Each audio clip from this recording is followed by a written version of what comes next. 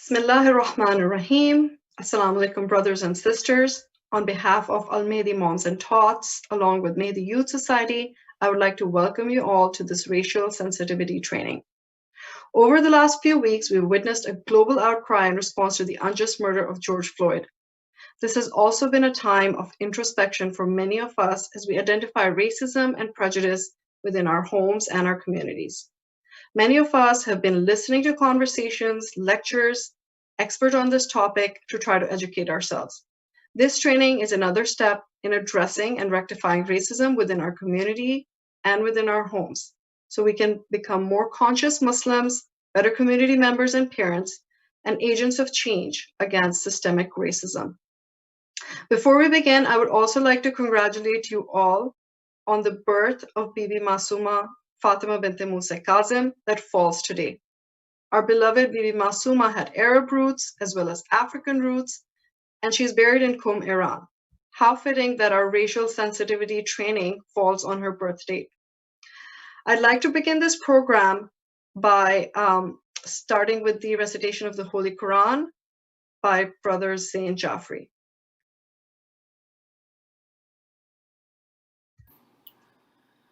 أعوذ بالله من الشيطان الرجيم بسم الله الرحمن الرحيم ويقول الذين كفروا لولا أنزل عليه آية من ربه قل إن الله يضل من يشاء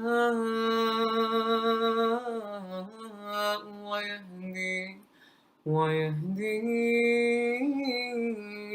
إليه من أناب الذين آمنوا وتطمئن قلوبهم بذكر الله ألا بذكر الله تطمئن القلوب الذين آمنوا وعملوا الصالحات طوبى لهم وحسن مآب صدق الله العلي العظيم. Surah Ra'ad, number 13, ayat number 27 to 29. Bismillahir Rahmanir Rahim. I begin in the name of Allah, the most merciful, the most beneficent. The faithless say, why has not some sign been sent down to him from his Lord? Say, indeed Allah leads astray whomever He wishes and guides to Himself those who turn penitently to Him. Those who have faith and those whose hearts find rest in the remembrance of Allah. Look, the hearts find rest in Allah's remembrance. Those who have faith and do righteous deeds, happy are they and good is their ultimate destination.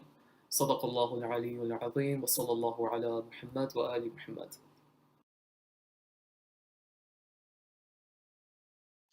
Thank you so much, Brother Zain Jafri, for selecting these beautiful verses and for the beautiful recitation. We're now going to move on to the training portion of our program, which will be conducted by Sister Jillery Massa. Jillery is a proud Afro-Panamanian Muslim who lives in Scarborough with her husband and 2 young children. She has a long-standing history in community engagement, public education, and activism related to equity, human rights, and social justice.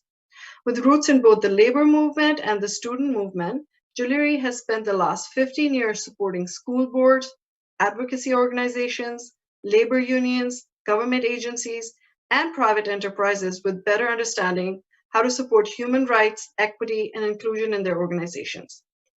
Jillery is currently pursuing a master's in leadership and community engagement at York University, and we're extremely grateful that she's joining us today to provide us with this training.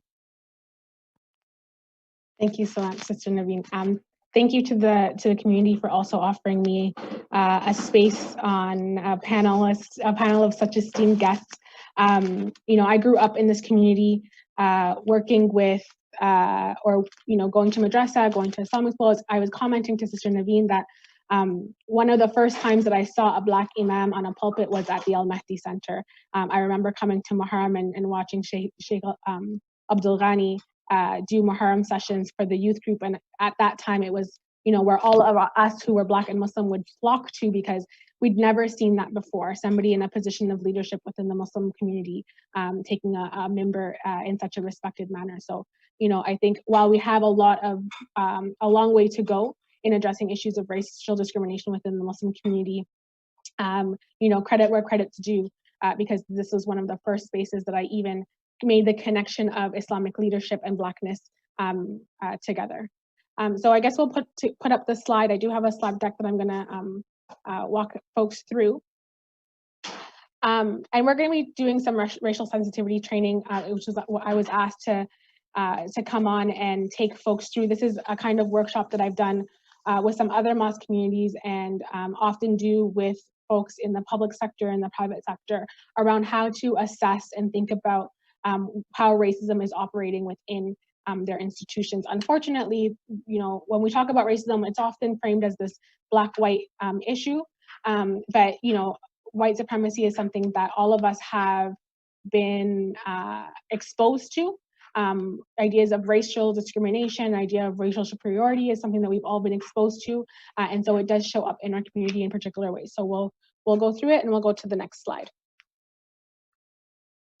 So before I begin any presentation, I think that it's important to root our conversation in a conversation about Indigenous peoples of Canada.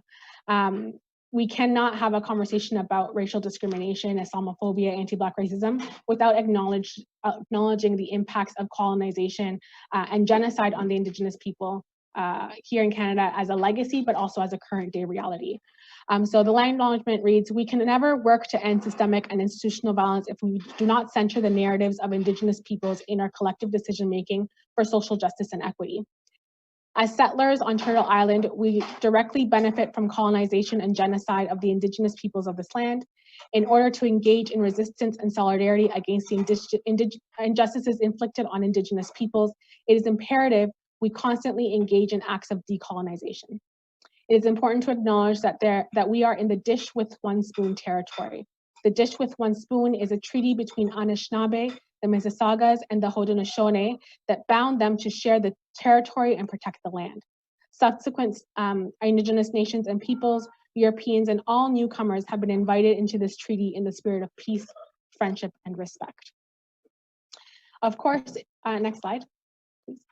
Of course, it's also imperative that we root our conversation about race and racism within the Muslim community in a conversation about what Islam says about race. And there are so many verses and traditions that we can lean on to really understand what Allah has told us about the differences within our communities. One of my favorites, and one that I often use even in non-Muslim spaces when talking about issues of anti-oppression and equity, is from Surah Al-Nisa, or O men, behold, we created all of you out of male and female and have made you into nations and tribes so that you might come to know one another. Verily, the noblest of you in the sight of Allah is one who is most deeply conscious of him. Behold, Allah is all-knowing and all-aware. This is such a beautiful verse to me. It acknowledges that we come in from different nations and tribes. It acknowledges our differences. It doesn't ask us to hide our differences.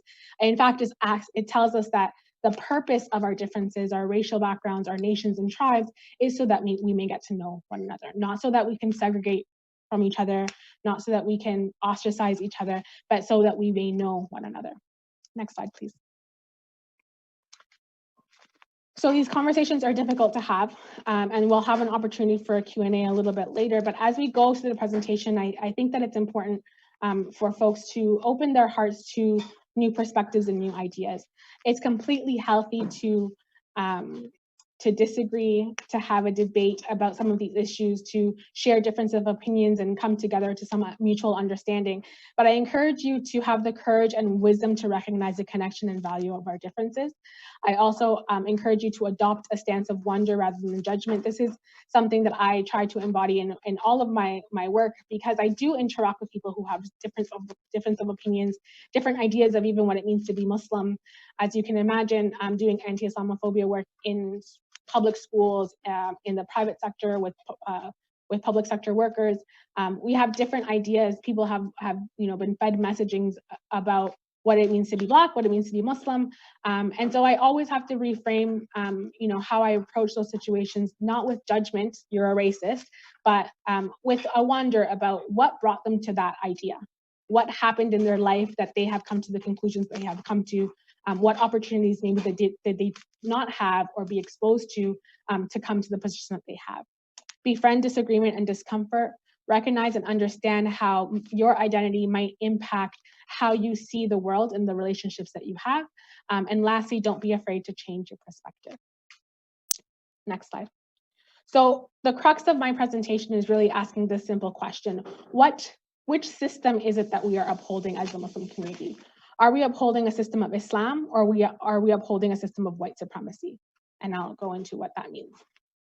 So what does the system of Islam say? Islam came as a great equalizer, as we all know. It came to deal with the Prophet was sent a message to deal with a lot of the inequities that existed within the world.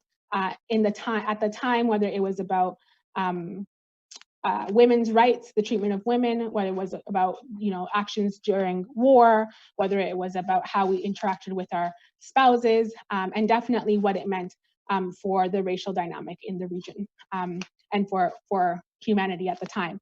And the Quran, we don't have to look far to really see the ways in which Islam articulates how we are to deal with one another who come from different nations and tribes. We don't have to look at hadith, we don't have to look much further, although there's lots to lean on. In the Quran itself, it's very clear, and so I've pulled some verses. The first one is, among his signs is the creation of the heavens and the earth and the diversity of your languages and your colors. Barely in that are the signs for people of knowledge. And that's in the Quran, Surah 30, verse 22. The second is, O men, behold, we have created you all out of male and female and have made you into nations and tribes so that you may get to know one another. Barely the noblest of you in the sight of Allah is the one who most deeply conscious of him. Behold, Allah is all-knowing, all-aware. And I read this quote earlier. All humanity is from Adam and Eve. An Arab is no superiority over non-Arab. A non-Arab nor does a non-Arab have any superiority over an Arab. A white has no superiority over a black, nor does a black have any superiority over a white, except by piety and good action. So, of course, in all of his wisdom, Allah understood the things that we would be challenged with as humanity. And very crystal clear to me, there is absolutely no argument about what his expectations of us as his followers are. Unfortunately, it doesn't always get reflected within our communities. There's also lots of stories of prophets that had ancestry of African descent, and we know the story of Nabi Adam that talks about him being made of dark clay. So even there, the first prophet that we're talked about is Black. Okay, next slide. I have a video to show you. My dear brothers and sisters, this is a great month, the month of Rajab, one of the most holiest months in the Arabic lunar calendar. The month of Rajab precedes Ramadan by 1 month, meaning between Ramadan and Rajab there is 1 month, and that is Sha'ban. The month of Rajab that started last Saturday, is one of the greatest months in the year. And it includes so many events. One of the events that it includes the birth of Al-Imam Muhammad al-Jawad, our 10th Imam, whose birth corresponds with Rajab 10th, which is 3 days from now, on Monday. Today is 7th. 3 days from now, it is the anniversary for Imam al-Jawad's birth. Now, Al-Imam al-Jawad alayhi salam lived for 24 years only. He died while he was 24 years. And he became an imam, a leader, when he was only 9 years. Before I talk about his age, I want to talk about his lineage, his origin. He is the son of another Imam. تفضلوا شيخ تفضلوا أرجوكم تفضلوا شيخ.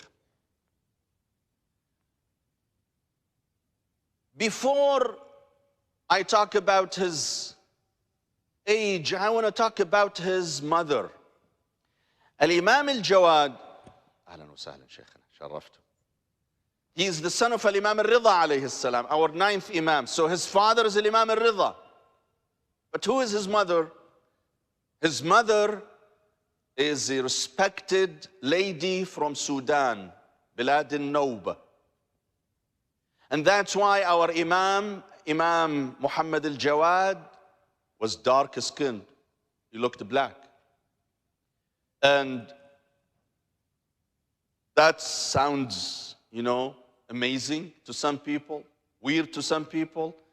But we have to understand that in Islam, there is no superiority for one race over another, to the point that one of our greatest Imams was black. He looked black. In the Quran, Allah subhanahu wa ta'ala speaks about Luqman. Indeed, there is a surah in the Quran, a whole chapter, dedicated for Luqman. And who was Luqman? He was another African slave that Allah subhanahu wa ta'ala mentions and glorifies. And there is a chapter dedicated after his name, in which Allah subhanahu wa ta'ala cites this man and his great words and great wisdom. And Allah subhanahu wa ta'ala says, I have given Luqman great gift, and that is the gift of hikmah, wisdom. وَلَقَدْ آتَيْنَا لُقْمَانَ الْحِكْمَةَ وَمَنْ يُؤْتَ الْحِكْمَةَ فَقَدْ أُوتِيَ خَيْرًا كَثِيرًا. Whoever is given that gift, it is better than any other gift. The gift of wisdom. He was black. He was an African slave. I say this, my dear brothers and sisters, to prove one point, that in our religion, Allah subhanahu wa ta'ala does not discriminate against people because of their color, the color of their skin. And our holy Prophet sallallahu alayhi wa alihi wasallam once said, إِنَّ اللَّهَ يَنظُرُ إِلَىٰ قُلُوبِكُمْ وَلَا يَنظُرُ إِلَىٰ صِوَرِكُمْ. Allah subhanahu wa ta'ala always focuses on your heart, how pure. Allah does not focus on our skin. In other words, our skin color is irrelevant for Allah subhanahu wa ta'ala. It might be irrelevant to some of us who are racist, but to Allah subhanahu wa ta'ala it means nothing. It's a color. So I think, I reflect on this video and I think about how little growing up did we hear stories of this, where we emphasize the verses of the Quran that talked about race. How little did we hear about the inherent ways that Africanness was embedded within Islam. Often, I'm the daughter of a convert. I was born into Christianity, but I was raised as a Muslim since I was 4. And often the narrative about Black identities and Muslim identity is separate. We don't talk about it as if it's inherent to the Islamic identity or Islamic communities. And so, I think that the video speaks for itself, but it really does speak to this question about what does the system of Islam say about race, right? Not only in the Quran, but even in who was sent to us as leaders. Did we see people that look like me, that people look like the Shaykh?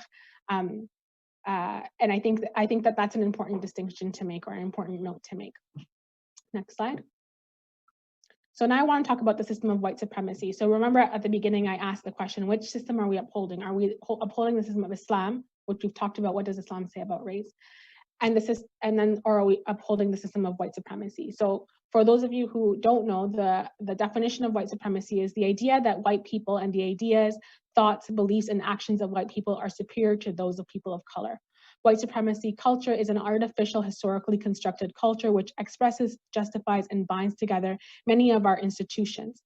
It is the glue that binds together white-controlled institutions into a system of institutions into systems and white control systems into the global idea of white supremacy. Now, I want to be really clear because I know that this word sometimes gets people a little bit nervous. When I'm talking about white supremacy, I'm not talking about white people. We all have friends, family members who are white, but what I am asking for us to reflect on is what are the systemic norms that have been provided to us by, the powers that be, the non-ungodly powers that be, and how do people who belong to the dominant group relate to that power, right? What do they do with that power? I'm asking those who might be able to walk into spaces much more easily than somebody that looks like me, ask themselves, how am I creating spaces for marginalized communities, even as a Muslim? How am I creating spaces for marginalized communities? And how might I be benefiting from the system that has said, unearned, that because you are lighter skin or because you are closest to white, you have privilege. You can sit at this table, you can make decisions, you can make the most money, you can have decent interactions with the police. I'm asking people to think about what are the systems that are in place and how do you benefit from them? Next slide, please. So also a reminder of how white supremacy operates.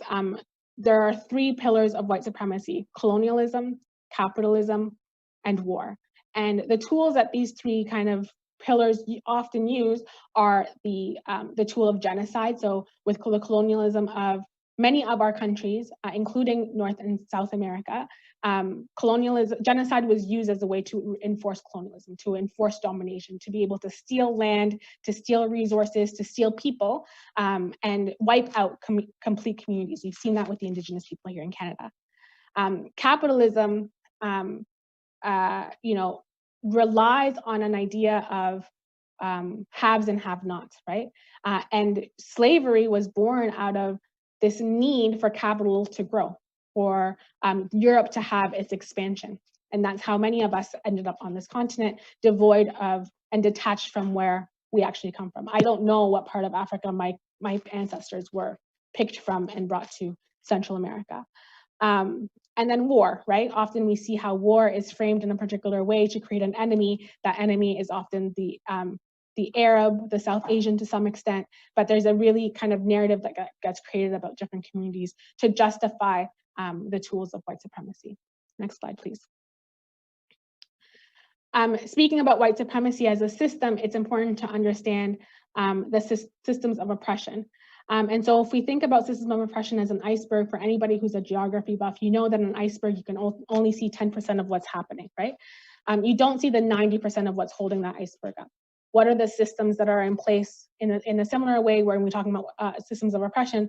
I'm thinking about what are the systems and the norms and the ideas, the policies, the laws that are in place that are upholding a system that disenfranchises particular communities. What does power look like in these situations? What are the powerful ideas that are also upholding? How is the media operating to perpetuate a particular narrative about marginalized communities? And then ultimately, what is the impact? So if we take the example for the next slide of George Floyd, that is the moment that has brought us here, right? Unfortunately, it took the death of a Black man at the hands of police in a very public way for many of our members of our community to wake up. Some of us have been saying this forever, right? People before me have been organizing around the issue of police brutality and anti-Black racism for a very long time, and have been saying there are systemic, deep-rooted problems within our communities that are impacting Black communities, Indigenous communities, Latinos, Muslims disproportionately, right? So we know, the George Floyd is what gives us that, oh my goodness, how is this happening moment? But what we're not talking about is all of the things that are holding up a George Floyd moment. What are the, in the US context, we're talking about lack of universal health care. We're talking about starvation wages, mass incarceration, lack of a long history of police brutality. In a Canadian context, we're talking about the erasure of the existence of slavery in Canada within our history books. We're talking about streaming of Black and Indigenous youth out of a university track if they're going to a public school. We're talking in the Muslim community, we're talking about also the erasure of African Black Islamic history. We're talking about the microaggressions that that we experience. So I'm asking us to think about, you know, what are the systems that are in place that are dictating how we operate as humanity, and how as a Muslim community are we pushing against that? Are we pushing against it? Next slide, please. So systems of oppression can be many things. White supremacy and anti-Black racism are two systems that are operating, but we also know that sexism, Islamophobia, racism, ableism, classism, colonization, imperialism are all systems that create ideas of domination, right? And some of us feed into it more than others. You know, I guess it's only human to want to be close to power. And I often see that happen with racialized communities, even those who are Black.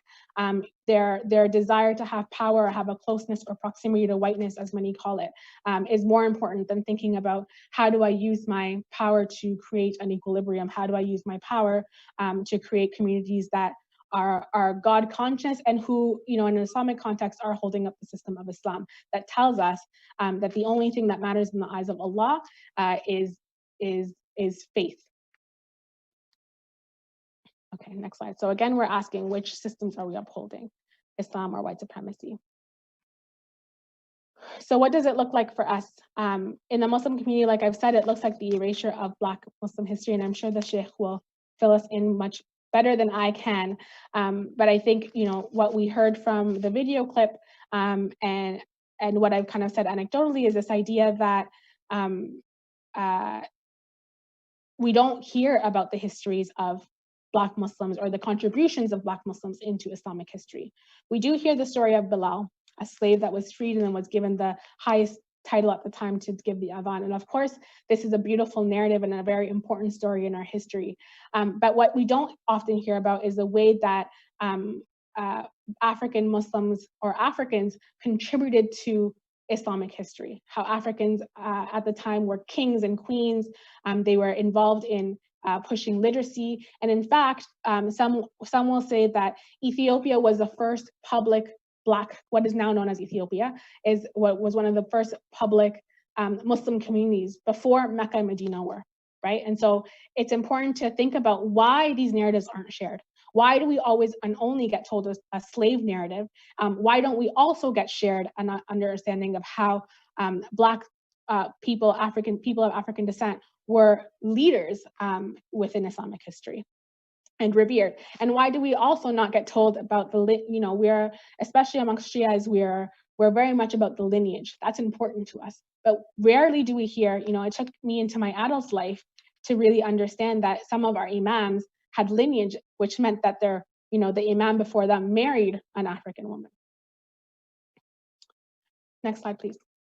Anti-Black racism also shows up in this way, and I hope that folks can read it on the slide. But I asked, you know, my Instagram, because that's the world we live in now, their experiences of anti-Black racism within the Shia community. And some people who I had like WhatsApped and asked were like, girl, where do I start? I don't even know where to begin. And I could relate to that because I think for me, my relationship with my Blackness is complicated because of the fact that I come from a Latin American family, and in Latin America, we also have a complicated relationship with Blackness and our Africanness, and we often erase that part of our heritage. And then, you know, in the Muslim community, it was a lot of over-policing of my practice. It was often felt like not fitting in with the other members of the community, not seeing myself reflected in anything, whether it was Friday prayers or the way that were taught Deen. But this is what some of the folks who I know said to me. So being told I like you, but I wish being told I like you, I wish I could, but my parents would never accept a Black person. This is a very common and kind of the most frequent and obvious way that anti-Black racism shows up. Another, when I've been told I'm beautiful even though I'm Black. My son was called the N-word by another boy while praying at madrasa. When I asked the school to deal with it, we were ignored. Being taught nothing about Black Muslim history at mosque or madrasa. From a South Asian sister, my mom used to make me wear brightening creams to get more prospects for me. And I often hear this from my South Asian friends who are a little bit darker toned, that their parents are very obsessed with not having them sit in the sun, or you know, having difficulty finding a spouse because of their dark skin. Dark, even when you're Asian in the Asian community, dark, even within our Asian community members, is considered less attractive.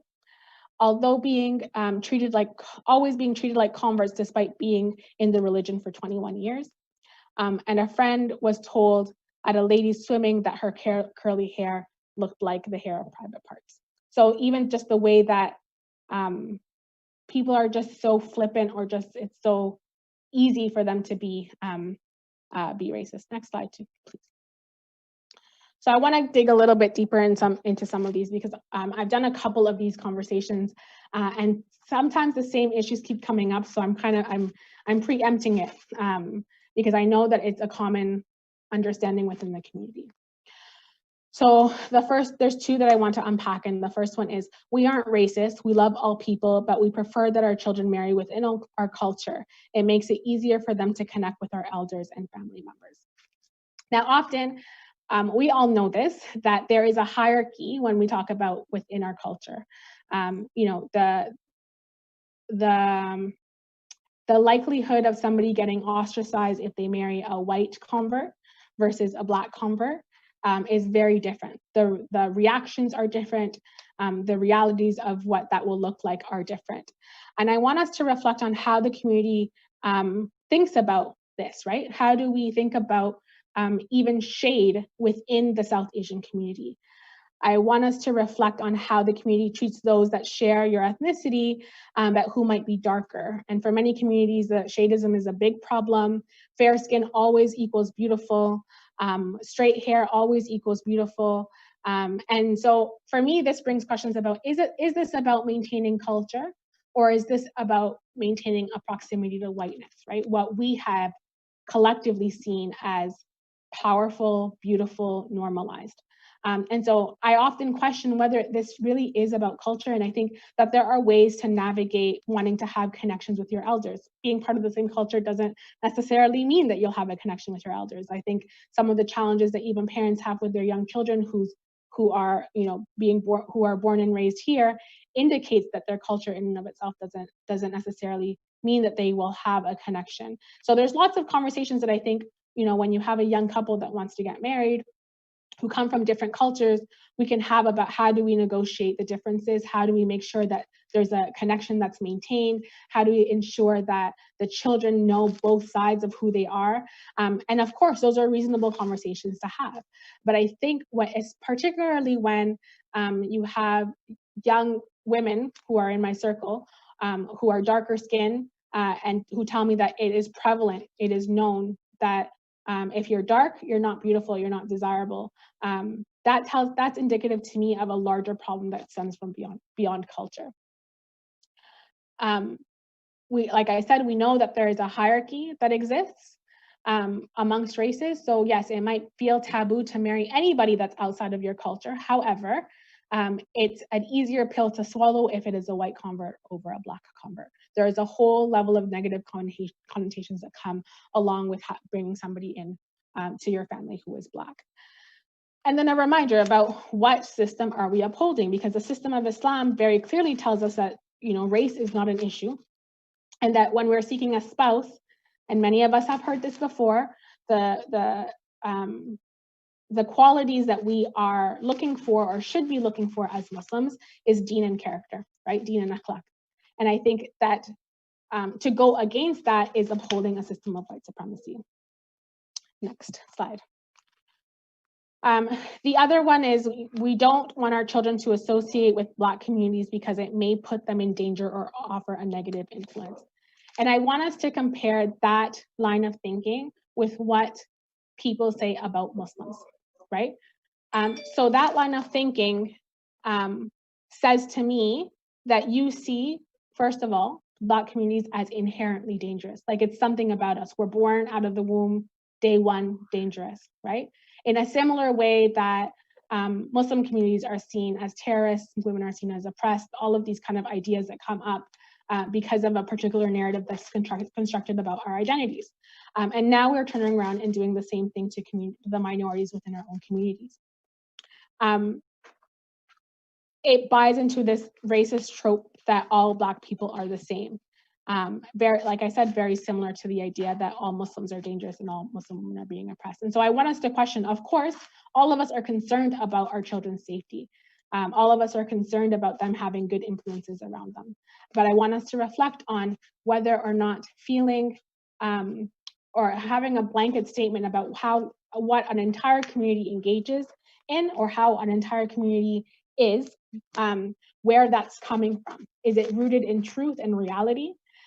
Or is it rooted in stereotypical ideas that have been pushed on us, stereotypical narratives that have been pushed on us about a particular community, narratives that have been pushed on us to uphold a system of white supremacy and domination that tell us that Black people are no good, that all of us are involved in drugs and gangs and violence and this, that, and the other, that none of us are equal contributing members of our society, none of us are professionals, none of us have happy and loving families, none of us have anything to offer to the society. In the same way that when we're challenging Islamophobia and your kid's friend in public school says my mom says I can't play with you because you're Muslim, what does that say, right? That is buying into an assumption that there is something inherently wrong with us. In the same way that many of us, fought to have somebody like Stephen Harper kicked out of government or not reelected because he had ideas and was pushing policy that created a single story about who we were as Muslims, that our values were somehow inconsistent with that of Canadian values. What we're saying when we say a statement like this, and even the statement about, I prefer that my child doesn't marry somebody outside of the culture, is that the color of our skin and our culture are inherently different or less valuable than the ones of this community or the ones of the South Asian community in this context. So I just want us to reflect on this, the parallels that exist, right? The same system that is enforcing and pushing an idea of anti-Blackness is the same system that's ostracizing us as broader Muslim communities, as South Asian Muslims in a Canadian context, right? So when we're fighting for one, in the same way that we have to acknowledge and think about the Indigenous plight, the plight of Indigenous people in this country, we also have to think about how is that same system also operating against Muslims and operating against folks who are Black and folks who are Black and Muslim. Next slide. So how do we disrupt this system? How do we disrupt the system that continuously disenfranchises Black people, Indigenous people, and people of color? Next slide. I think the first step is self-reflection. This is part of our Islamic tradition as well, to think about who we are, how we're contributing, who we are in this world. And I think that it's important for us to think about, where do you hold privilege, and how are you inadvertently benefiting from a system of oppression? Okay, so we'll go to the next slide. So we'll think about what are the identities. If you want to click again. So if we think about what are the identities that are privileged in a society in this context, right? We know that it's white, it's male, it's Christian, it's rich, it's able-bodied, they have Canadian citizenship, they have networks, they have they have good healthy status, mental health status. Usually there's an age range that's put in depending on male and female. This changes. There's a shade, even in non-white communities, there's a shade that exists. A light skin is often seen as more beautiful. Language, English with no accent, is privileged, and having some form of post-secondary education gives you access to spaces. So none of us fit neatly into one aspect. I want us to reflect on which identities do you have that hold privilege within this society, right? And then also think about your context, right? So we have a community that's mostly South Asian. In that community, which racial identity holds power? Sure, there might be an overarching kind of system of white supremacy that's saying that the closer you are to white is right, but there's also a system that's saying South Asians are the dominant group, we are the normalized group, and anything that's outside of that, particularly Black folks, are different, right? So for myself, I look at this list and I think, okay, I'm not white, I'm not a male, I'm not Christian, right? So automatically my religion, and especially because I wear hijab, so outwardly people can see that I'm Muslim, I'm Black, and I'm a woman. Those are things that create barriers for me in the society. I go into a room, people have a number of assumptions about me. Maybe there are some systemic ways that I won't get access to particular spaces. I want to, use the community center pool, and they're are some barriers for me to be able to do that because they haven't created a women's only space, all of that. But I think about some of the other things on this list and how I do fall into it. So I think about the fact that I have Canadian citizenship, that I'm able-bodied, that I don't have any more student debt, I have a decent job, a roof over my head, alhamdulillah, that I am, in this 30 to 55 age group, that I speak English without an accent, I have a master's degree. All of these things give me privilege. So what does that require me to do? That requires me to think, how am I using this privilege? Am I hoarding power? Or am I pushing the institutions and areas that I have influence over to think differently?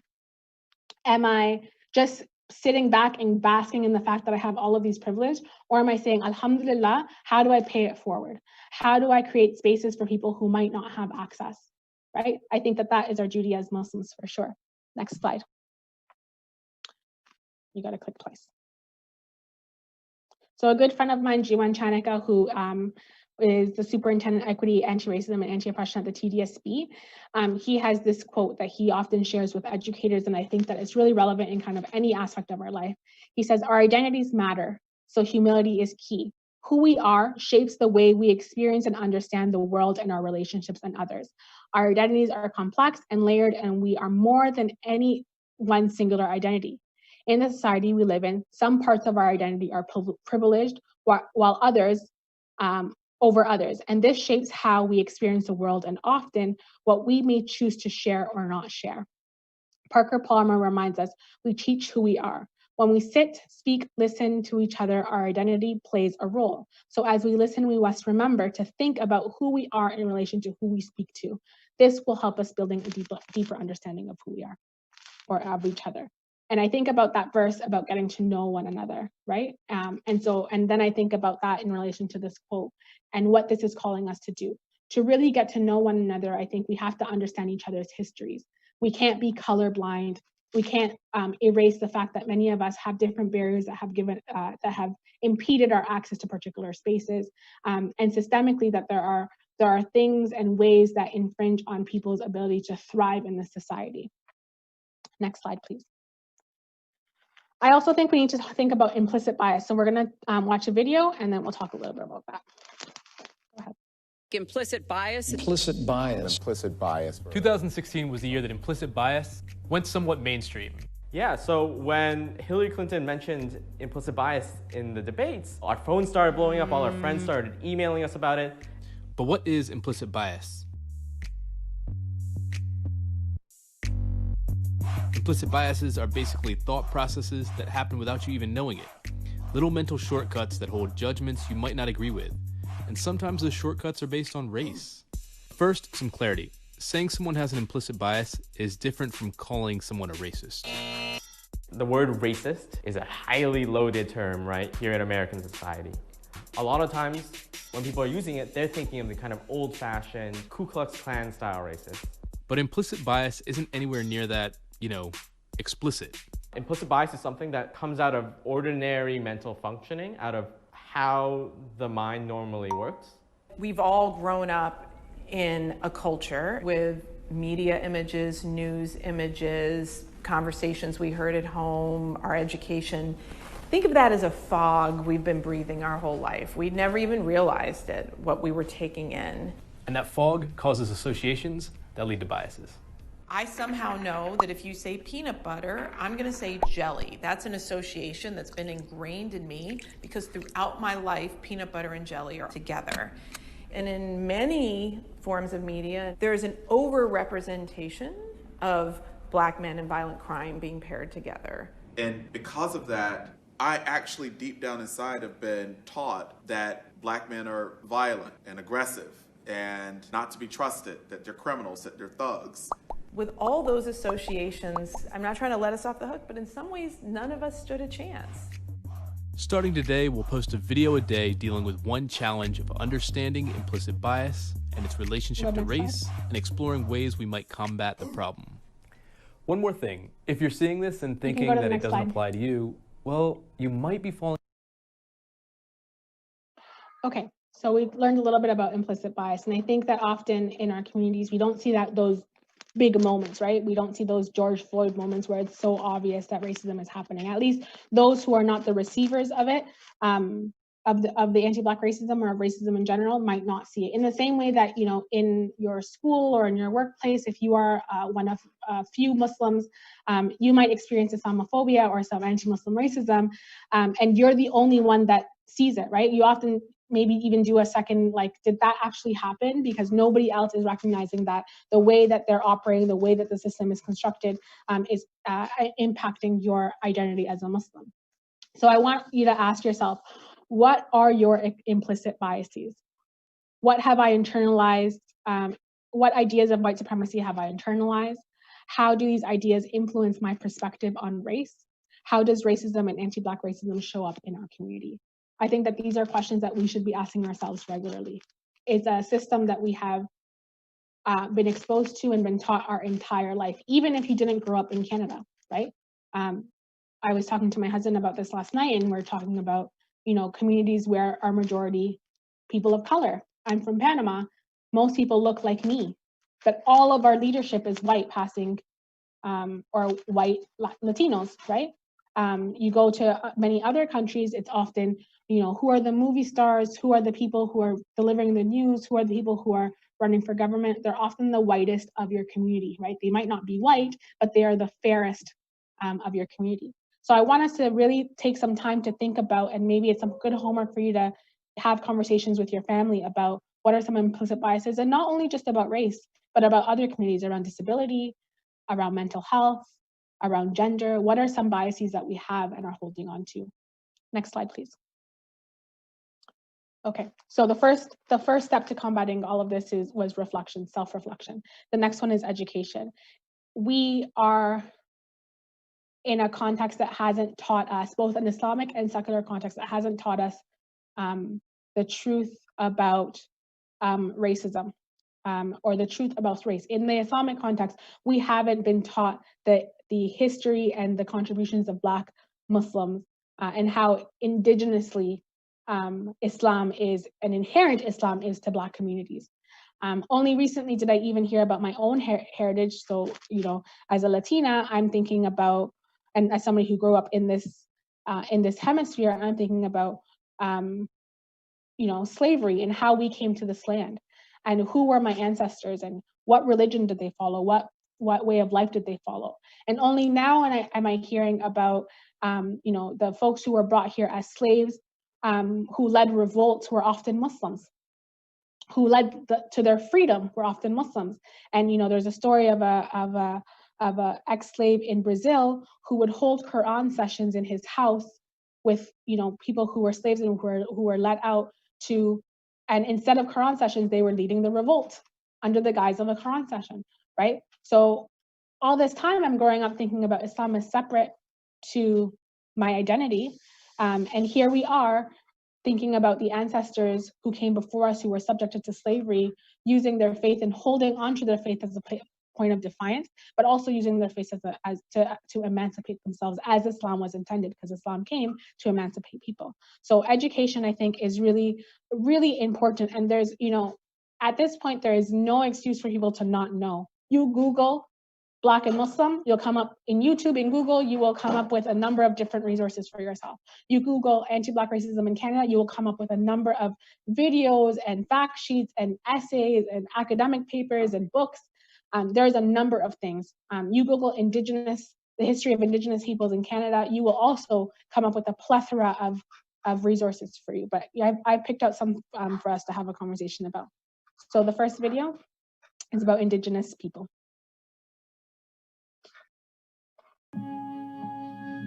Reconciliation. It's a word you often hear, especially when discussing the relationship between Indigenous and non-Indigenous peoples in Canada. But in light of recent events, some aren't sure they even want to talk about reconciliation anymore. When a 15-year-old Anishinaabe girl was found dead, dumped in a river, and no one was held responsible, and a young Cree man was shot dead and the shooter was acquitted. Both of these recent cases have re-exposed a deep rift between Indigenous and non-Indigenous peoples in Canada. It's a divide that goes back hundreds of years. When Europeans arrived in North America and began settling the land, they didn't stop at just taking land from Indigenous peoples. They brought with them a policy to snuff out the so-called Indian problem. The first Indian residential schools started opening in the 1870s, the beginning of what some have called the darkest chapter in Canadian history. What took place in residential schools amounts to nothing short of cultural genocide. By 1920, the Indian Act was amended to make it mandatory for status Indian children to attend residential school. When their parents refused to send them away, police showed up and forcibly took them. It's estimated that 150,000 children were taken from their families and placed in these schools where they were stripped of their culture and their language. The goal was assimilation, to quote, kill the Indian in the child. Thousands of children died, with some estimates saying the mortality rate was as high as 60% in some of the schools. Those who survived have shared horrific stories of physical, sexual, and emotional abuse. The last residential school closed in 1996. The impacts of those institutions are still palpable today.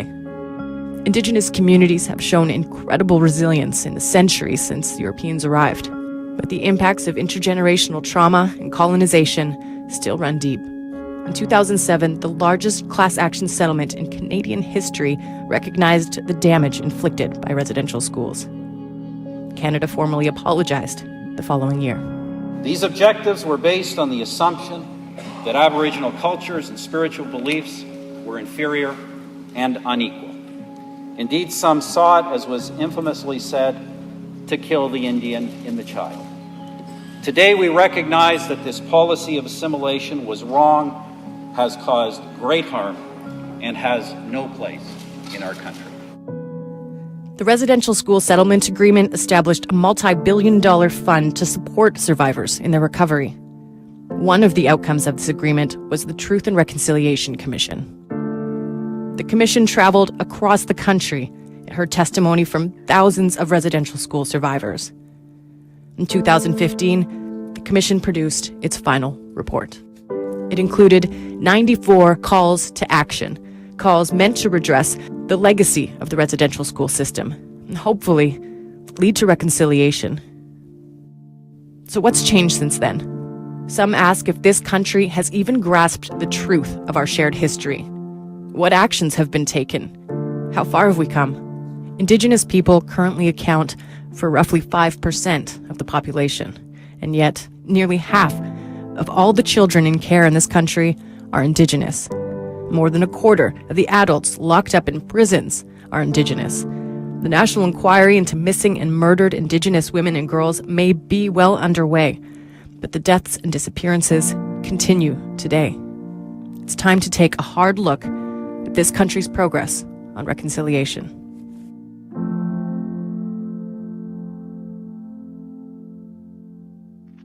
Next slide, please.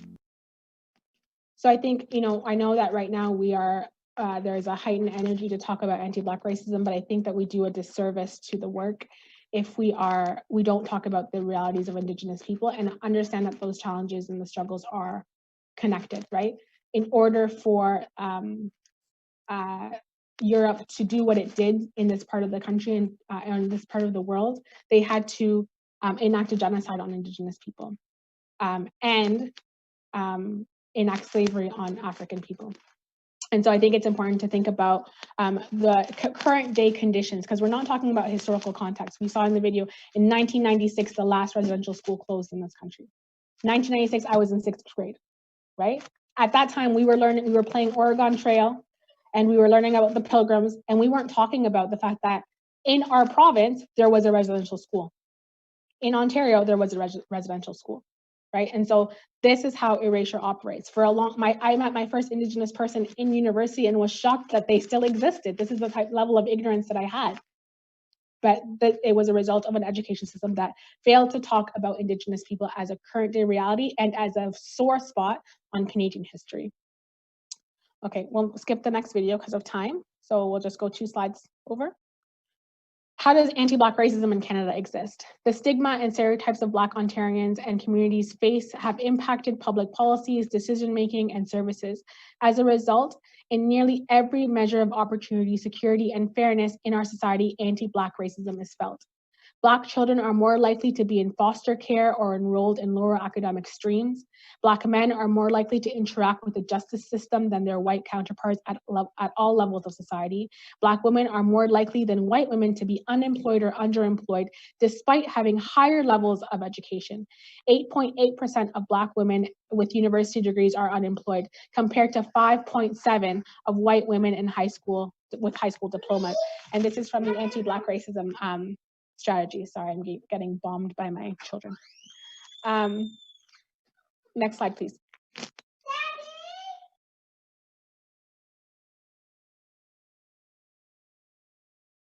We're also having a conversation about anti-Black race or police brutality within a Canadian context. We're seeing what's happening in the States with all of the protests, all of the ways our social media, we're engaging in social media about what's happening in the States, and we're somehow positioning ourselves in Canada as better.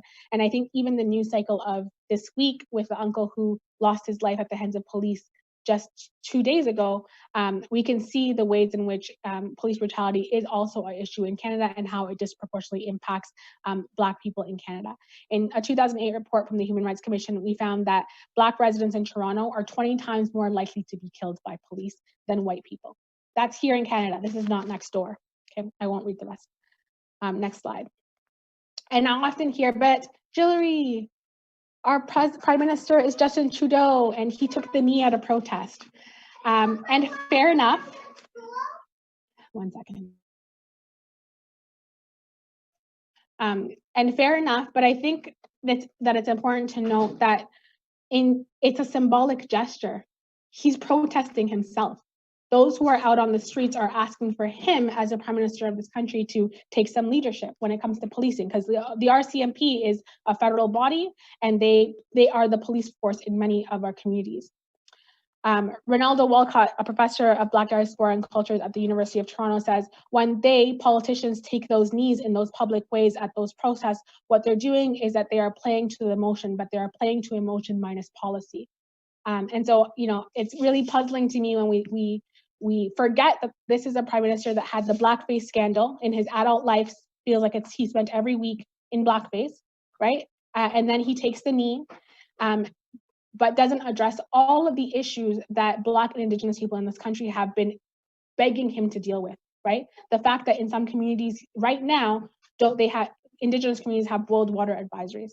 The fact that there's a huge fight about a pipeline and how it's crossing through Indigenous territory. The fact that Black communities are disproportionately impacted by the justice system, impacted in our schools. The fact that many racialized communities have faced degradation and loss of dignity as a result of a government that doesn't take action around race, but does these symbolic gestures like taking the knee. Next 2 slides. So what does action look like as I wrap up? Next slide, please. Next slide. So I think it's important for us to think about where are the spheres of influence that I have, right? That's where I want to start the conversation with folks, because I think that sometimes we think about anti-Black racism, racism in general. It's such a big issue. How am I going to solve this for the world? That's not the request.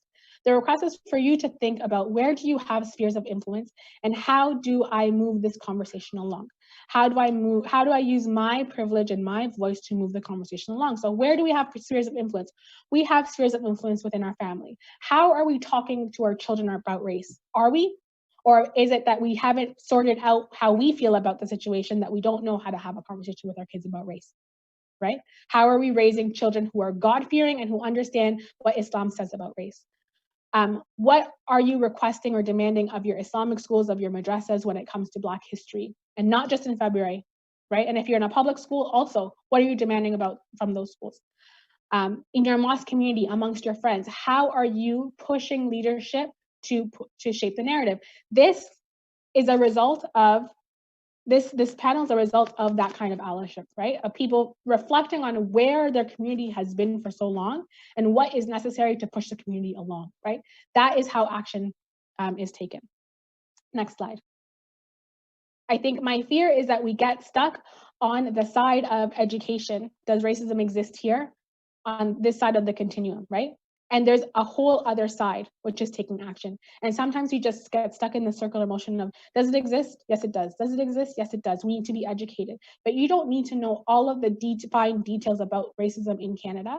And like I said, there's lots of, if you feel like you need to be educated, there's lots of resources out there. But you don't need to know all of the intricate stats and details about how racism operates in Canada to know that racism exists, that it's a problem, and that we need to take action. So I encourage us to think about the previous slide and what we have, where we have influence in order to move forward. The final two slides are just a conversation about what it means to be an anti-racist and what it means to be a non-racist. A non-racist says things like, I don't see color.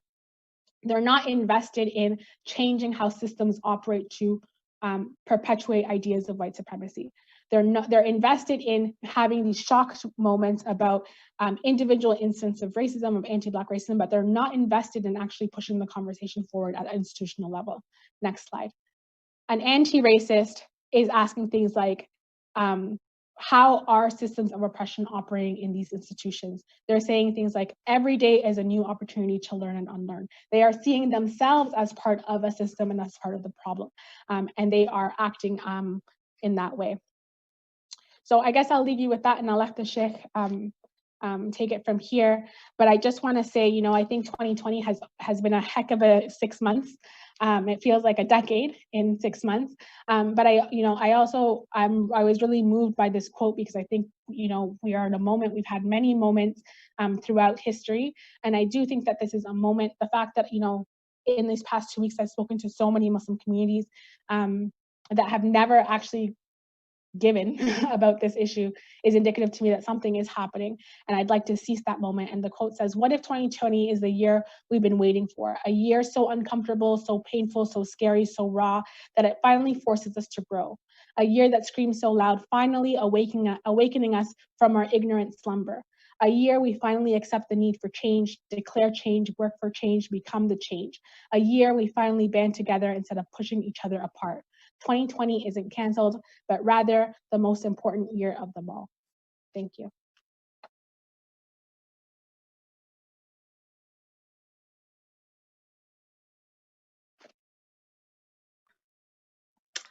Thank you so much, Jillery, for this informative, thought-provoking presentation. I know I had my pen out, and I have my homework written down for sure, and definitely some very, very eye-opening points for me. And hopefully, you know, these will not just be things that we hear, but we can use these as kind of like diving boards and into action right after that. I know I have, inshallah. I know I have questions, follow-up questions. I'm sure you all have follow-up questions as well. So please, if you have any questions, just go to slido.com. The code that we need to use is shown at the bottom of our screen. It's 786110. You can log on to the Slido page, and then you can post any questions that you have for Jillery, or just questions in general, and we will be addressing those questions at the end of the session. We are going to move to the next portion of the presentation for now. We're joined by Shaykh Hussein Mekki. Shaykh Hussein Mekki is originally from Philadelphia. His family was very active in the civil rights movement, and his parents converted to Islam during the era of Malcolm X. Shaykh Mekki has studied at the seminary in Qom for many, many years. He has had the opportunity to learn from several influential scholars, including late Ayatollah Behjat, Ayatollah Javadi Amoli, Ayatollah Misbah Yazdi, just to name a few. He considers himself a student for life. He has a master's degree in Islamic studies from the Islamic College of Advanced Studies in London, and he's currently pursuing a PhD from the University of Denver in educational leadership and policy studies. Along with that, he is also continuing his education online by engaging with certain Islamic scholars. He is involved with a lot of translation work because he's fluent in Farsi and English, and with his knowledge of the Arabic language as well. And Shaykh is involved with many different centers in different capacities, as a speaker, as a leader, as an educator. And over the last few weeks, many of us have learned from his lectures, his honest conversations around his personal experiences with racism. And we're really, really grateful that he's joining us today to address this issue. So I'm going to hand it over to Shaykh Mekki.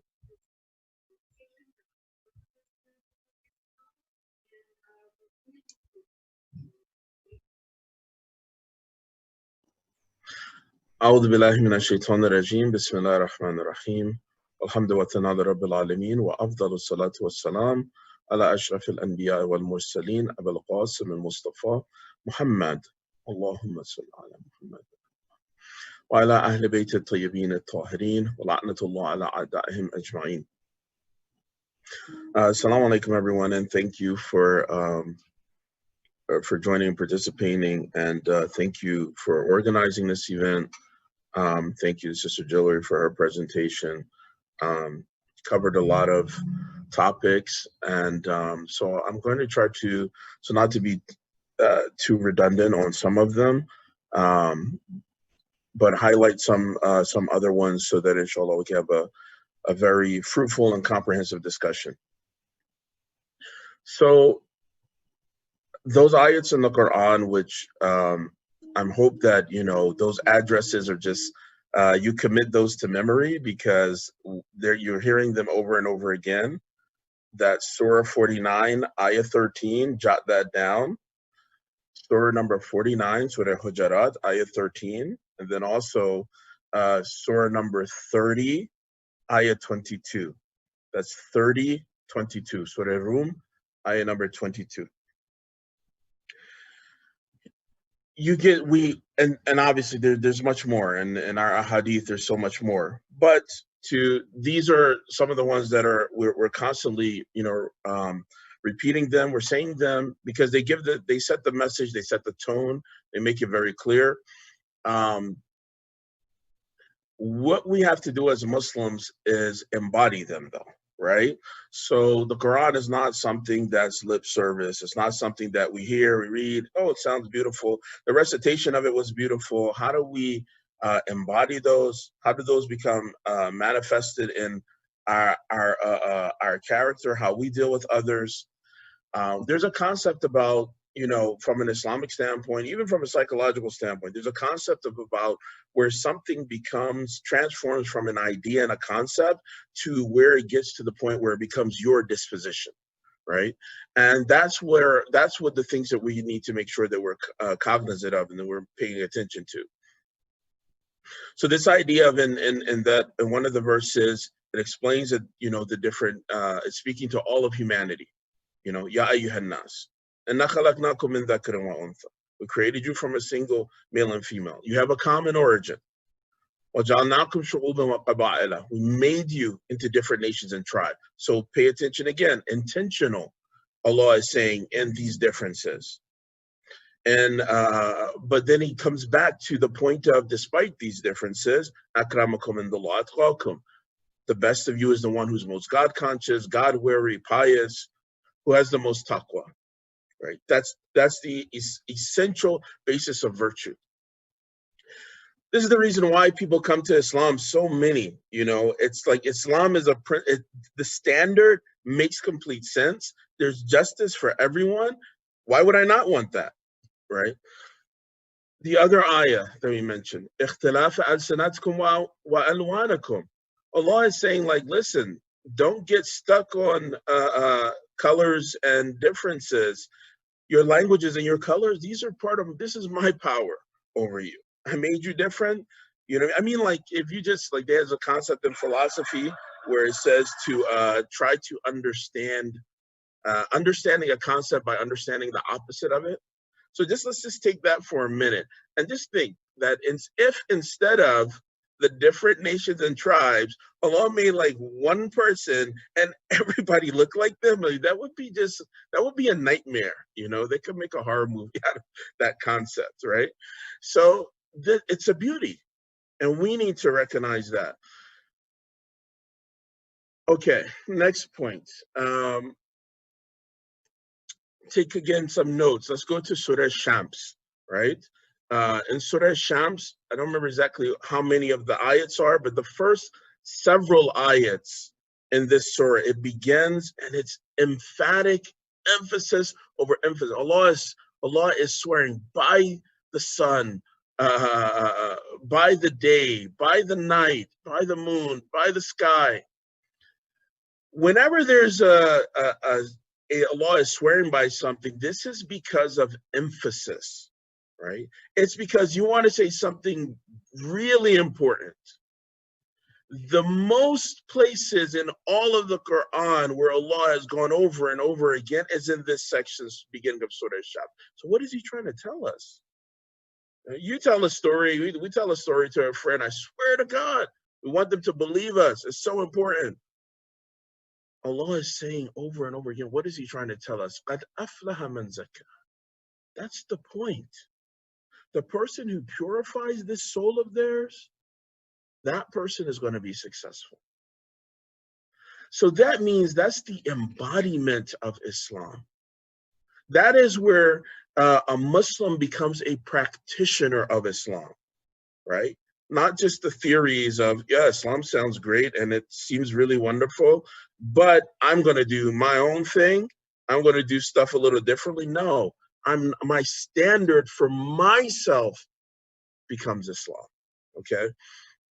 When we look at it like that, then we can start to see all these aspects, these things that I haven't done or not doing, or these problems, where does that fit into my development as a human being, my self-refinement, my self-building, my, any shortcomings that I may have, right? Because Allah is telling me that I swear to you that this is the way to success, and that's the path of, the nature of this world is that these tests exist and we will be tested in different ways, but how we overcome them, that's the testament to where we are in Allah's eyes, okay? I want to make sure that I stress and emphasize, when we're talking about oppression, when we're talking about oppression in its various forms, and racism is a big type of oppression, right? I want to make sure that we pay attention that the Western society is not the standard for us. Islam is our standard. Even when it comes to definitions of things like justice and oppression, we can't get caught up in what does the Canadian government tell us the definition of justice and oppression is, Case in point, we can look at the time, back in, there's this mythical concept that, in Canada, there never was slavery, for example. You hear this sometimes, but no, that's not true.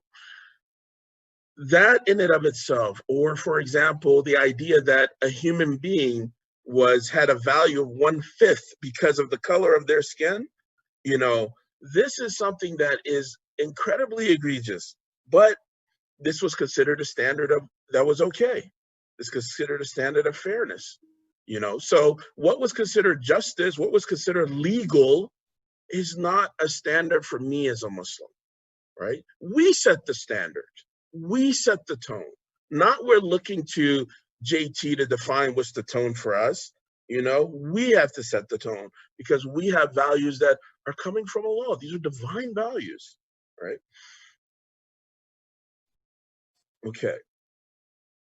So you're familiar with the idea of, and you already know, I talk about this all the time, but just to reiterate a little bit, because we beat our chest in Muharram, we love Imam Hussein, and we cry for Imam Hussein. We love to hear the stories and this heroic epic, of what transpired, and we'll hear it every year, and it'll still be as rejuvenating, exciting to listen to every time. Think about how there's a couple groups of people who will be immortalized in history forever, eternally. One of those is going to be Imam Hussein, peace be upon him. One of them is going to be his companions. One of them is going to be the people who fought against him. And they're cursed in the mentions. Allahumma al'an man qatala. That group of people that murdered you. And then there's going to be the group of people, sama'at wa radiyat bidhalik. The people who heard what was going, but as I like to say, they stuck their head in the sand and they like to pretend, I see no, I don't know anything. I don't know what's going on. And they were indifferent to the injustice. They're immortalized in history, cursed, but it's not on the right side. That's not where, we want to be as Muslims. What I like to stress is probably the number one most important way to understand, to change how we look at this system and how to understand racism. And I'll mention about a couple of, actually, I'll come back to what we can do, at the end. When I was a kid, we used to go to predominantly Indian Pakistani masjid, every Muharram, like without exception. And I remember one time there was a lady and she said to my mom, why do you come here? Like that was what she said, right? Because to her, it didn't make any sense, right? Like we're doing programs in Urdu. We're actually not even very nice to you when you come here. I don't even understand, what are you doing here? Like, why are you here? And she couldn't get it. And I'm, as easy as it is to, and would have been probably to never go back to a place where you're not feeling, welcome. I'm glad that, she taught and we learned this kind of setting the tone, even amongst other Muslims, kind of setting that tone as a Muslim. We used to recite when I was like 7 years old. We're reciting like the first English nohas at this center. That began to change, some dynamics. It definitely began to maybe change the way things were. But this isn't the case for everybody, and everybody is not going to be in a place where they're going to feel like, they need to go above and beyond in a setting where they're basically essentially being disrespected. That's not the normal thing. I mean, that's exceptional akhlaq and exceptional character. We see that in examples of the Imam, but it's definitely not the norm. There's a lot of little things. There's a word that's definitely trending, which is relevant, which we have to pay attention to and can learn from, and that is microaggressions, right? So these are the subtle little things that people sometimes don't realize they're doing, or sometimes they're completely intentional, but they're still done and not seen as flagrant, as, well, nobody's getting lynched here, so, it's okay, but it's not okay, I think about it also in the context of how there's this outward and inward kind of way that people are, where sometimes they're, just very blatant, and some people are less blatant. And I don't want to say that, one is that the people who are less blatant in their racism are so much better per se. I think that that's where the Canadian exceptionalism comes from. You know what I mean? Because it's like this subtle, or less outward racism in some ways. Actually, I don't mind number 45 here, Trump doing all the rotten stuff that he does and says, because it's a constant reminder and keeps you on your toes that this is a product of the system. This is exactly what it looks like. There's a quote from, a famous African-American activist, W.E.B. Du Bois. He said, the system basically is doing exactly what it's designed to do. You know, it's not that their system is wrong and there's a problem. No, the system was designed to keep people of color, especially African Americans, at a low point, or keep them down, or inhibit their progress in all kinds of different ways. And it's doing exactly that. It shouldn't be a surprise. It shouldn't look like, oh no, what's going on? No, that's exactly what it was designed to do. So these microaggressions, well, you know, what do they look like?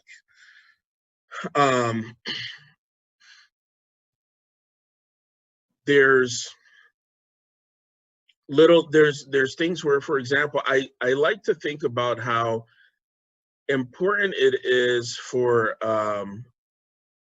us to like in the Western society, we're very much impacted by visuals, you know, television or whatever, streaming, what we see, you know, and that's a propaganda.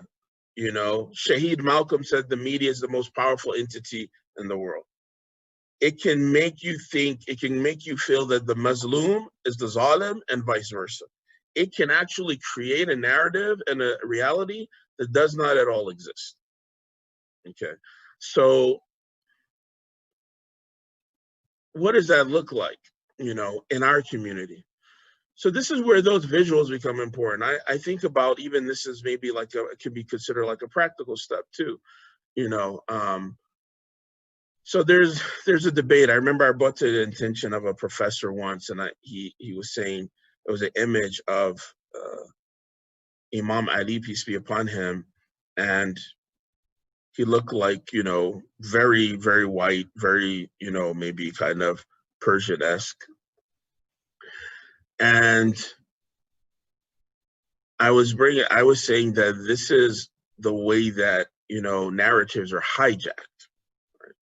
So there was a perspective of, well, you know, when it's art, it doesn't matter. Art is just an interpretation of things. There is some truth to that, but the problem is when that interpretation becomes a reality, when that interpretation becomes a narrative that people are widely accept, then that makes it, you know, that could make it extremely problematic. Right.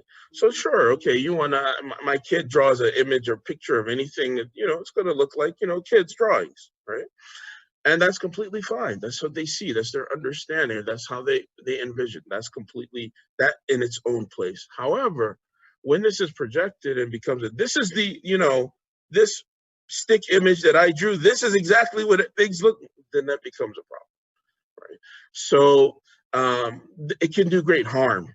You know, aside from the, you know, the Islamic perspective, Islamic fiqh legal perspective, where, you know, even drawing the images of the imams, many of the marajis said that in and of itself is problematic, but especially this kind of, to me, it reeks of the same white Jesus and white savior mentality, which is a part of that same system of white supremacy that was talked about, right? So it's an article today, which, you know, is talking about taking down, you know, they're taking down all these statues here that are statues of, you know, reflections of oppression. And there's a movement now to take down these statues, which are statues of white Jesus, you know, that are, according to the Bible itself, maybe faulty in their depiction. And there are people who are saying that, no, this is also an example of that. So thinking about the imagery, just what you see. Like you walk into a place, you walk into a restaurant, you look at the wall, what paintings are on the wall, what's going on, how do things look around you. You're impacted by, you know, just the visual setting of how things are. Right? When you walk into a masjid, the visual settings are also important. You know, so this is an area of like one of those practical, what can we do kind of things. You know, one of my favorite pictures, you know, is the 1984 Islamic Republic of Iran stamp of Malcolm X. Blow that up and put it on your wall. The International Day Against Race Discrimination, you know, recognized by the Islamic Republic as an image of Malcolm, and then it's like a silhouette in all these different colors. You know, it sets a tone, you know. different other things, even just, having some nice, now the equivalent of a good meme, having some nice, quotes and sayings, things from our Ahlul Bayt. These same verses, these should be big on the walls of our centers, right? Just the imagery. You see this, in English also, it sets a tone before you speak and deal with anyone. It sets a tone about the place. These are some of the little things we could do. Okay, language, right? We had the basic psychology 101, speaking the language of the listener, right? If you ever talk to a kid, this, you don't bring out let me pull out the, Alama Tabatabai tafsir of Al-Mizan to explain to you, Qul Hu Allahu Ahad. Let me break it down into a way that is going to be very simple. You speak in a language. Why? What is the goal? The goal is I want you to benefit. And if that's the case, then we have to speak in the language of the listener. And I'm not a proponent of, a person like suppressing whatever culture that they have or their languages. By no means. However, let's find ways that can be shared. Let's find ways that can, elevate us as an entire community versus segregate us, when things are, one of the ways to do that is not make assumptions, right? I remember I went to being with someone else who, I speak Farsi well, I understand Arabic well. I even understand a good amount of Urdu just because so much of it is Farsi, and growing up in those settings, you pick up some things, tika tika, and so at that, but this brother that came with me and the person who was with me, they didn't understand, a lot of little words. And these words were being said as if like everyone should understand this. Like this is a completely Urdu word and I understand it, but why do you assume that everyone is understanding it? That become like just that in and of itself, like that's an acknowledgement. It's a type of acknowledgement, for me to say something, I want to make sure that you get it too. I'm not just throwing out a word and, assuming that, oh, everybody should understand this word. Everybody should understand what this means. I'm being intentional in my address. I know that for, a lot of times, and another part of that language component is what's being addressed. And I want to definitely give props to, Maulana Bakari and Sayyid Asad Bai for their work and their, especially, in that community and the GTA and wherever they're traveling, that at least having that, idea and this concept and mentality of promoting these ideals, it definitely is a leadership, type of thing that sets a tone for these things that really helps. Because the leadership is open. Then when community members come and say, hey, we want to do this, the leadership says, hey, let's make this happen. And then you always have a couple bad apples that are like, no, let's not do that. And that's okay because your leadership supports you. So then it can make it happen, Another way of language that I think is important to look at is, I'll give you the example of like, I used to feel I'm not very much in favor of the settings where there's multiple language programs, right? Where there's, Urdu program, English program, or some places they have, 4 different programs and things like that. I kind of changed my perspective a little bit about that, and I'll explain to you why. So what I saw when I saw these programs was I saw self-imposed segregation, right? Where people, obviously they went to, the Iranian people went to the Farsi program, the Arab people went to the Arabic program, Arabic speaking people went to the Arabic program, so on and so forth.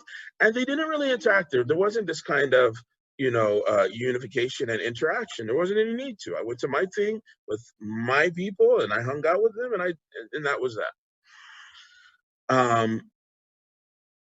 And so that continued or perpetuated the problem of the Muslim community where, especially in the Shia community, where those were not coming together or not knowing one another. Brotherhood is the most lowest foundational stage for community building. And you can't have brotherhood, obviously, unless you know people to have a brotherhood with them. So when there's not that prerequisite being, set up, then obviously it's not going to be brotherhood. And so what would you see as a result of that? People go into those specific spaces for 5 and 10 years and not knowing the other people that well. Well, obviously, those are not going to be people who you interact with. Those are not going to be people who you do business with. Those are not who you have a business partnership with, who you marry your children to. There's no connection, even though you're in the same space. So what I want to say is that the right way to utilize those spaces is the message and content in those spaces needs to be relevant about these issues. For example, instead of the Urdu Majlis speaking, like, it's a reality. Some people, they don't understand English. Should they be forced? Sit in the English hall, you don't understand, you're just going to sit here just to be here. No, sit in the Urdu Majlis, but this is where the delivery of the topics that are being said in the Urdu Majlis are relevant to the issues. The issue that we're talking about in English, the issue is being talked about. The issue of racism, in fact, I would argue that that is much greater impact. Because now you're not trying to connect the dots of what's going on in English in a language which you fully understand. You're sharing like, no, this is a racist term. This is what racism is. Not just the normal traditional, like, let's not just the Imam Hussein as a, wah wah bah bah, we love to hear about this heroic epic. No, Imam Hussein is how am I going to embody Imam Hussein, right? And so that's where that actually becomes an asset. But what doesn't happen a lot of times is people coming and letting and informing the speaker that, listen, this is an issue. Racism is an issue in in society, in the community. Here are some talking points. Here are some of the concerns. Here's some of the work we've done. If you can, what I mean, here's some ideas and topics that you might want to, discuss and talk about. And that message, there's always this question that comes up about elders. How do I inform elders more about certain things? Or, we're second generation immigrants, how do our parents? Let someone sit down in Urdu and explain what racism is. Like, that's, to me, is one of the best solutions that you can probably do. White supremacy, explain in Urdu what white supremacy is. Explain in Urdu what's wrong with bleaching cream. Explain in Urdu what's wrong with self-hate. Explain in Urdu what does this look like in America. Explain in Urdu the problem with casteism.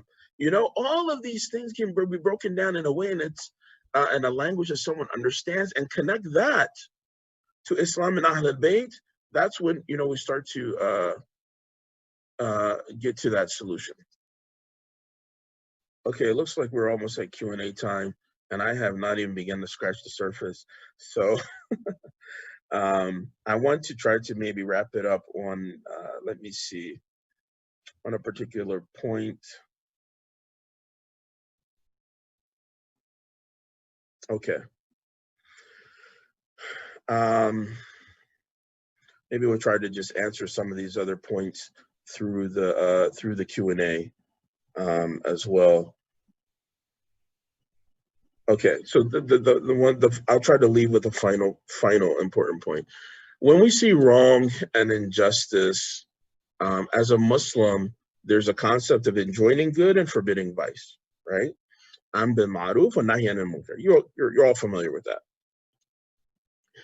There's some important aspects of that. One, we have to have knowledge, right? You can't enjoin good or forbid wrong if you don't even know what you're talking about, right? So number one, we have to be educated ourselves about the subjects, about the topic. I have another video about a couple other videos on YouTube channel about Imam. One is about Imam Sajjad alayhi salam and his, I believe it's his martyrdom, but it talks about a little bit about what slavery looked like and how that was utilized as a spread of Islam. And what did it look like? How Imam Sajjad alayhi salam, basically, the rights that were given were probably more rights than society was given to people who were not slaves. the Imam changed that narrative, and slavery, I mean, it has a negative connotation in the way that it's used here for sure. And you can see in the approach of the Imam how so many of the companions, they were people who came who were enslaved, and he would purchase them just to free them, right? So it became a means to set people free. It became a means where he was educating, giving people rights, and that, one brother said that was what helped me to actually come to Islam, understanding. And this has to be put into the right context of understanding that there's slavery existing in society. Islam came to eradicate that, right? Islam came to eradicate that, and it set these parameters where people didn't even know that, oh my God, that my slave has more rights than, what I mean, I could ever imagine.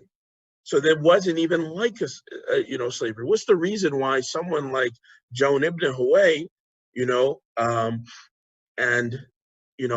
have to mention this always, that this part of this story where he was a smelly person, like this is an example of that problem.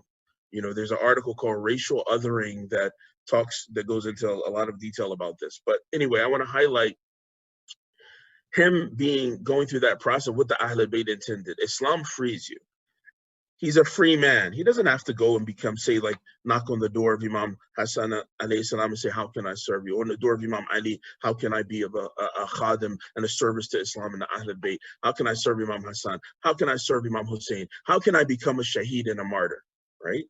It sets the tone of what that treatment was like. That as a free man, you want to be a service to the Ahlul Bayt, right? So when we talk about enjoining good and forbidding vice, we have to have knowledge of what that is and what that looks like. There's different levels to that also. And the lowest level is to dislike it. The lowest, like the weakest human being, the weakest in Iman, we have to at least hate that injustice. So I understand that for some people, that process of embodying all of this training and education and what racism is, that it may seem like a big bite to chew, but we can start with hating that, as opposed to the self-hate of ourselves, which is a part of that white supremacy and serves to perpetuate the problem. Let's hate the ugly. Let's see it as ugly, right? And another integral part of that is we have to hate the system that allows that. And this, I believe, is one of the biggest challenges in the immigrant community. Is because when people came here, they did not come here to propagate Islam. That was not the main motive, or there were motives of better life or, economic stability or things like this. And so when you're achieving those goals, I have a good house, I'm living a comfortable life, I got my education, pull myself up by the bootstraps, whatever, I became successful. It makes it that much harder to see that the system that you benefited from is putting its knee on the neck of other people. Wassalamu alaikum wa rahmatullahi wa barakatuh.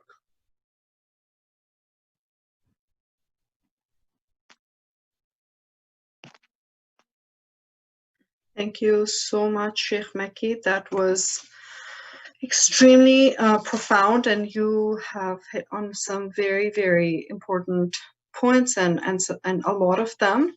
And I'm hoping that during our Q&A we can maybe continue a discussion on a few of those points, as I'm seeing that some of those questions are related to the things that you were mentioning.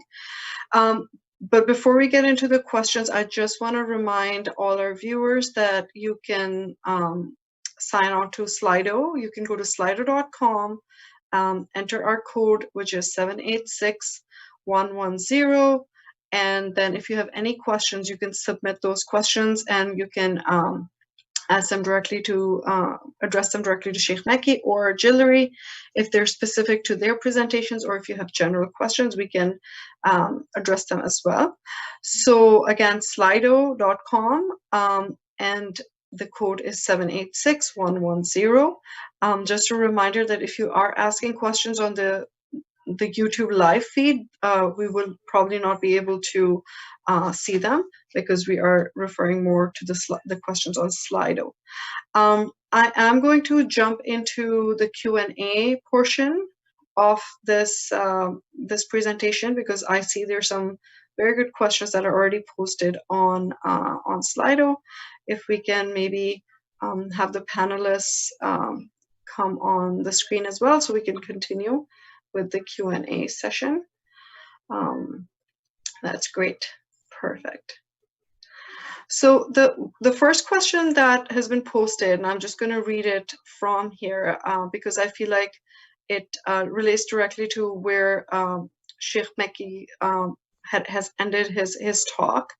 And that question talks about whose responsibility is it to include Black Muslim history in our masjids, and how? And I would like Shaykh to start on that, but it would be great if Jillery, you could also talk about it after, and especially from maybe a curriculum perspective as well. So, Shaykh. You know, one of the things that I think about that can be a quick way to impact that is, you know, where we have Sunday school, right? Mm-hmm.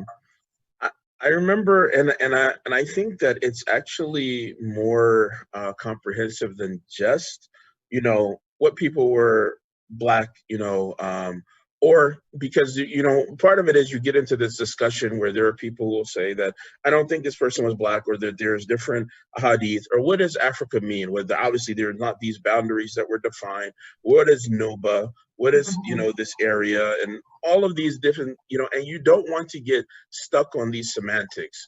The idea that these are possibilities, some of them are much more clearly less disputed, you know, I definitely would focus on those. But I think that as a concept, it needs to be brought to light. Just the idea that there's a possibility, for example, that your imam might be Black and you would not like him. You know, the possibility of that is sufficient, you know, as a concept. And this is not something that's debatable, right? That's where people will, some people will say, well, no, I found this one hadith that said that maybe he wasn't, or found this. There's no room for debate there. If your imam was Black, would you be able to accept him? Mm-hmm. You know, would you be okay with that? Would you be able to pray behind him? Would you marry your daughter to him?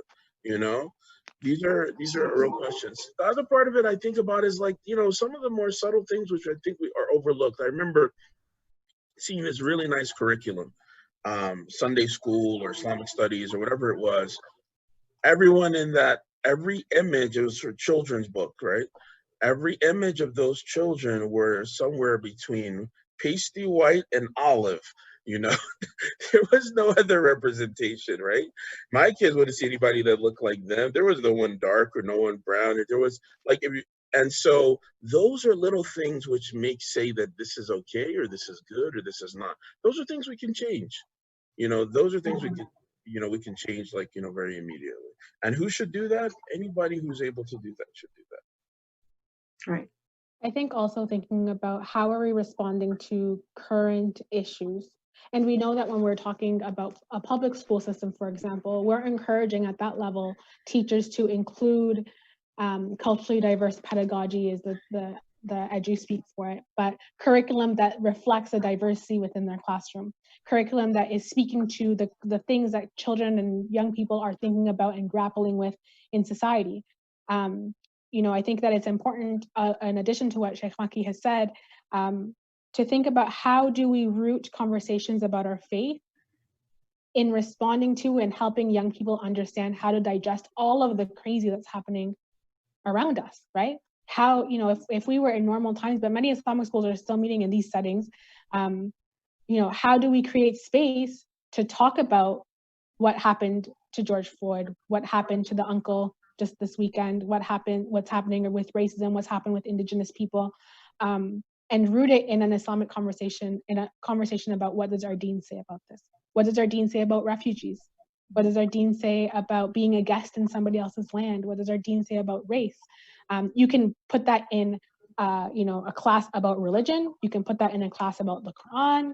You can embed it in your Friday prayer, khutbah. Like there's so many avenues for us to be like, and I think for our young people, that's what they need. They need to see Islam as it is, which is a response to all of the issues that are happening to us right now, not something that, you know, is that we're detached from, it's separate, that it took place and is only relevant for thousands of years ago. That's a really good point. And I see another question that is kind of very related to this before I move on to another subject, and that is talking about recommendations for literature and books, specifically about Black Muslims, but also about, you know, this question specifically talks about, for example, Prophet Musa being Black or dark-skinned. You know, are there any specific books or literature that you would recommend? Shaykh Mekki, I'll post this to you first, and then if you could comment on it as well, Jewelry. There are some books in English. The title right now escapes me. Maybe it's something that, you know, I could share afterwards. That would be great. Maybe Sister Diller remembers. But there's definitely, so there's some books where that has been the focus of identifying, you know, what these words have been that are mentioned in a hadith about the complexion of some of the imams and things like this. I mean, and as much as, again, as much as I feel that that's important to have an understanding of that,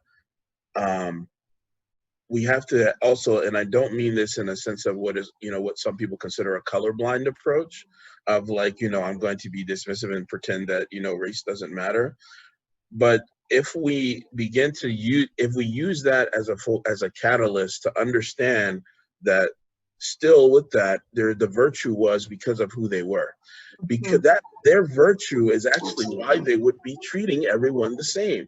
You know, why the Prophet would sit with people who in society they would be considered as low or slaves because they're dark, or the imams were sitting at the same table of people and saying at the sufra or the table spread, and someone would say, I'm sorry, you know, I didn't mean for this to be, you know, here where you have to sit with these low people. And the imam would say, no, these are my people, you know, and change that narrative. So I think that in our communities, I really believe that that is that this, like as a philosophy, we have to understand that concept, because what happens is, and I've seen this a lot, and this is what troubles me, is that some people, they just go to the other extreme and say, well, I have this hadith that this person was not Black, you know, and they get stuck on that. And so that as if that is a virtue in the first place. You know, I'm not following the imam because of the color of his skin. You know, that is the entire point. But also, I don't want to be dismissive of these possibilities that have been mentioned in the narrations. Like the one about Imam Jawad alayhi salam is just one that is, I feel like that is almost not at all disputed. You know, there's, you know, the people who recognize lineage or understand lineage that had to come because Imam Jawad apparently was so much darker, you know, or his hair was so much curlier that he had to come and confirm that this in fact is the, you know, son of Imam Rida alayhi salam, as he was the only son of his as well. So I wanted to make sure that we're, you know, focusing on, you know, not using that in the same way that someone who doesn't understand this discussion is going to use that in negative. I saw a scholar post on Twitter that the imam is definitely going to be like white or olive, you know, complexion, like unnecessary post, you know, which does not help.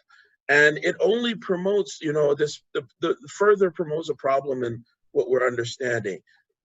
If anything, if you want to say that there are some that's hadith that may say this as a possibility, there's also a possibility that they may not be the case. Like, get that out of your mind, that that's a point, that's something you should even be worried about. Yeah, I mean, I don't have much else to say. The Imam hit it right on the head, but I think that it's important.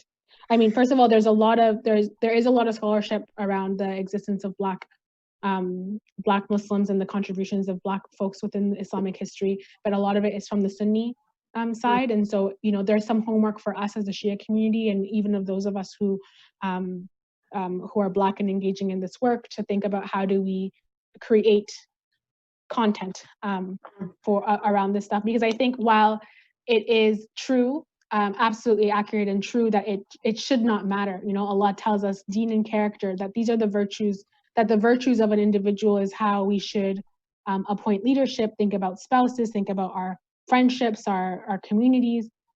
The message is not that we erase our religious heritage. And I think that the message, when you abstain or delete that even possibility, especially to young people who are looking for leadership, that are looking for ways that they are reflected, it has some great damage on communities when people don't even see the possibility of them being regarded at such high esteem, right? And I think to Shaykh Mekki's point during his conversation about kind of the way that Christianity has painted Jesus as Black and God as Black, or as white, and God as white, and how that has contributed to a larger narrative of who owns power.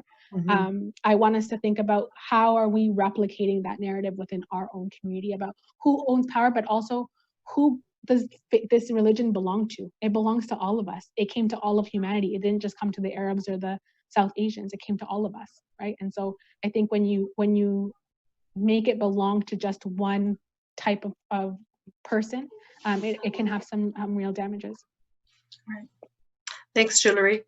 And again, I just want to remind you that we're still accepting questions on Slido. What you can also do is you can upvote questions.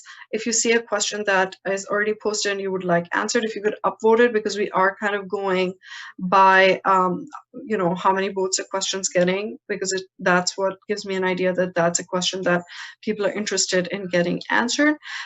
This question that's on one of the questions that was asked, Hillary, was specific to the presentation, that the training presentation. And the question is, what is our responsibility as immigrants towards the Native Canadians? Do you think we are partaking in the genocide of the Native Canadians? If you would like to comment on that. Yeah, I think, you know, we have to acknowledge that if you are non-Black and non-Indigenous, you are settlers on this land. And so to start from that premise, and I think that there's lots of faith traditions that tell us how to be guests on land, and that, you know, the history of Native Canadians, of Indigenous Canadians, or Indigenous people in Canada was not one where they said this is not land to be shared. They see themselves as caretakers of this land. They see themselves as, you know, even the initial treaty between the Europeans and the Indigenous people was because the Indigenous people felt, you know, we have given our word that we are here to share the land, and there are agreements that we have made with European settlers of how we can do that, and those treaties were broken. The request from Indigenous folks is not for all of us to go back to where we came from. The request is to think about, how do we share history? How do we acknowledge hurt? And what are we doing to protect land together? And I think many of us have experiences of colonization and displacement and war, and have experienced the brunt of a system that does not think of us as anything. They think of us as bodies that can be sold and disposed of, and really we're just as good as whatever resource our land has.